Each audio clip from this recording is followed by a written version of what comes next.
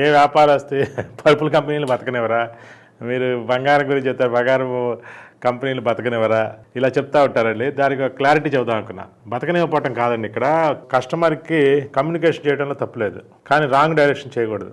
మీరు అన్నారని చెప్పి ఒక రైతు పురుగు మందు కంపెనీ వాళ్ళు బతకనివ్వరా అని చెప్పి చక్కగా తీసుకొచ్చుకొని పురుగు మందులు అన్ని పొలాలకు అన్నిటికి కొడుతున్నాడు, పురుగులన్నీ చచ్చిపోతున్నాయి. దాంతోపాటు ఏమవుతుంది, ఆ కూరగాయల్లో వాటిల్లో కూడా ఆ పురుగులు వెళ్తున్నాయి.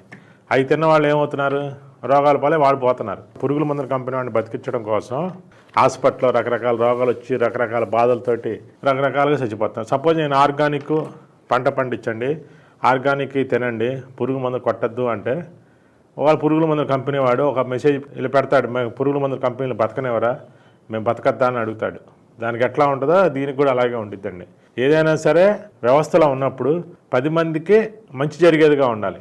నేను చెప్పేది ఇప్పుడు పరుపు అనేది నేనేం చెప్తున్నాను, ఒక షీట్ కొనుక్కొని మీ పాత పరుపు మీద వేసుకోండి, మీ పాత పరుపు వేస్ట్ కాకుండా ఉంటుంది. నేను 1కి 10 సార్లు చెప్తున్నా.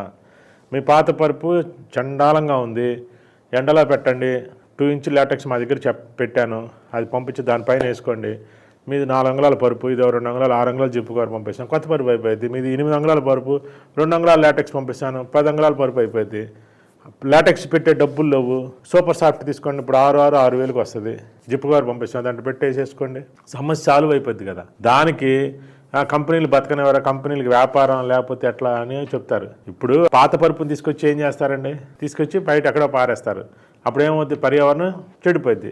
అయ్యా కాయర పరుపు దూది పరుపులా పారేసేది, లోపల మొత్తం ఉండేది ఈపీ షీటు, భూమిలో కలవటానికి లక్షల సంవత్సరాలు పట్టిద్ది.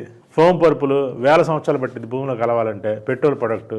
అలాంటి వాటిని పారేసే కన్నా మీకు కావాల్సిన సొల్యూషన్ కావాలి. మీ పాత పరుపు కొత్త పరుపు అయిపోద్ది, సింపుల్గా అయిపోద్ది.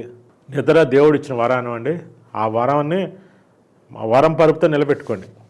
ఈ అవకాశాన్ని సద్వినియోగం చేసుకుంటానని కోరుకుంటూ అందరికీ నమస్కారం.